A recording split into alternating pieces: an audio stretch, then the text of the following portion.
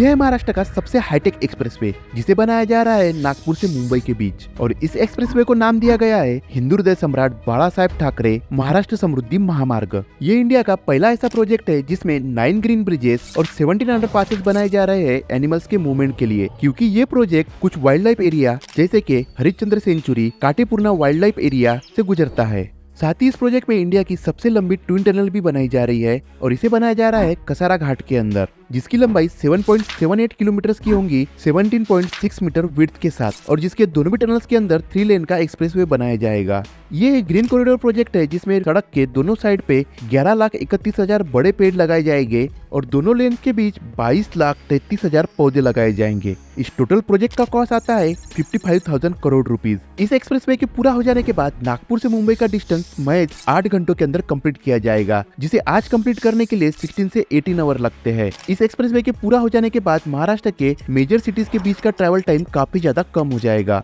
701 kilometre लंबा ये expressway 10 जिलों से गुजरते हुए, जिनमें नागपुर, वर्धा, अमरावती, वाशिम, बुलढाणा, जालना, संभाजीनगर, अहमदनगर, नासिक, ठाणे के 24 तालुका से गुजरते हुए 392 गांव को डायरेक्टली कनेक्ट करेगा। वैसे तो ये एक्सप्रेसवे नागपुर से JNPT, जो कि इंडिया का लार्जेस्ट कंटेनर पोर्ट है, 10 जिलों से गुजरते हुए डायरेक्टली कनेक्ट करता है, बट हाईवेज और फीडर रोड को इंटरकनेक्ट करते हुए ये 14 और जिला को कनेक्ट करेगा, जिनमें चंद्रपुर, भंडारा, गोंदिया, गढ़चिरोली, यवतमाल, अकोला, हिंगोली, परभणी, नांदेड़, बीड, धुले, जलगांव, पालघर, रायगढ़ शामिल है। इस तरह से ये एक्सप्रेसवे महाराष्ट्र के 24 डिस्ट्रिक्ट के लिए लाइफलाइन का काम करते हुए इंपोर्ट एक्सपोर्ट को बढ़ावा देगा। साथ ही इस प्रोजेक्ट में 20 न्यू इंडस्ट्रियल हब भी डेवलप किए जाएंगे, जिन्हें कृषि समृद्धि नगर कहा जाएगा। इस तरह से ये एक्सप्रेसवे महाराष्ट्र के लिए समृद्धि मींस प्रॉस्पेरिटी लाएगा।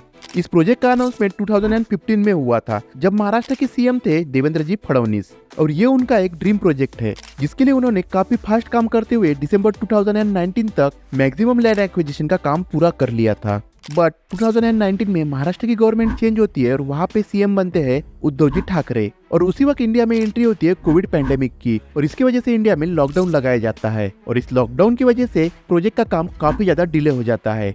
और इसी बीच उद्धव ठाकरे सरकार इस प्रोजेक्ट का नाम चेंज कर देती है हिंदू हृदय सम्राट बाला साहेब ठाकरे महाराष्ट्र समृद्धि महामार्ग।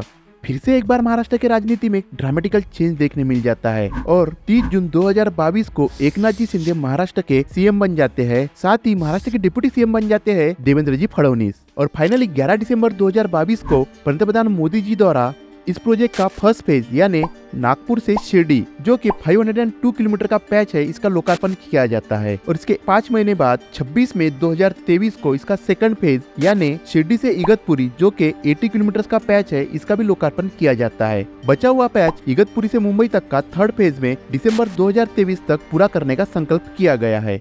33 बड़े ब्रिजेस, 274 छोटे ब्रिजेस, 6 टनल्स और 65 फ्लाईओवर्स के साथ इस प्रोजेक्ट को कुछ इस तरह से डिजाइन किया गया है कि फ्यूचर एक्सपेंशन के लिए किसी भी तरह के लैंड एक्विजिशन का काम ना पड़े। इस एक्सप्रेसवे के पैरेलल यूटिलिटी महामार्ग भी बनाया जाएगा। यूटिलिटी महामार्ग मतलब optic fibre cable, gas pipelines और इलेक्ट्रिकल लाइंस, इनके लिए प्रोविजन की जाएगी। स्टार्टिंग के फेज में इस एक्सप्रेसवे की स्पीड लिमिट 150 रखी गई थी, बट एक्सीडेंट्स को देखते हुए इसकी स्पीड लिमिट 120 तक लिमिट कर दी गई है। इस एक्सप्रेसवे को पूरी तरह से एडवांस सिस्टम के साथ लेस किया गया है, जिनमें CCTV surveillance, free telephone booth, rain water harvesting, drone surveillance, EV charging point, यात्रियों की सुरक्षा के लिए ITS सिस्टम, जो कि मौसम की जानकारी और सड़क पे पड़े किसी भी ऑब्स्टेकल को इजीली डिटेक्ट कर लेता है। साथ ही एडवांस फैसिलिटी से लेस एम्बुलेंसेस रखे गए हैं। साथ ही इमरजेंसी लाइक फ्लड, वॉर, इन जैसे सिचुएशंस में इसे एज अ रनवे भी यूज करने का प्रोविजन किया गया है। इस एक्सप्रेसवे का पूरा कंस्ट्रक्शन MSRDC के अंडर दिया गया है, और इसके प्रोजेक्ट कॉस्ट को रिकवर करने के लिए 26 गेट के ऊपर फास्टैग ऑपरेटेड टोल प्लाजास लगाए गए हैं। इस पूरे एक्सप्रेसवे को हाईटेक सिक्योरिटी फीचर के साथ लेस किया गया है। साथ ही दोनों साइड से फेंसिंग तक की गई है। फिर भी इस एक्सप्रेसवे के ऊपर एक्सीडेंट्स का नंबर क्यों कम नहीं हो रहा है, इसका रीजन हमने लेफ्ट वाली वीडियो में एक्सप्लेन किया है।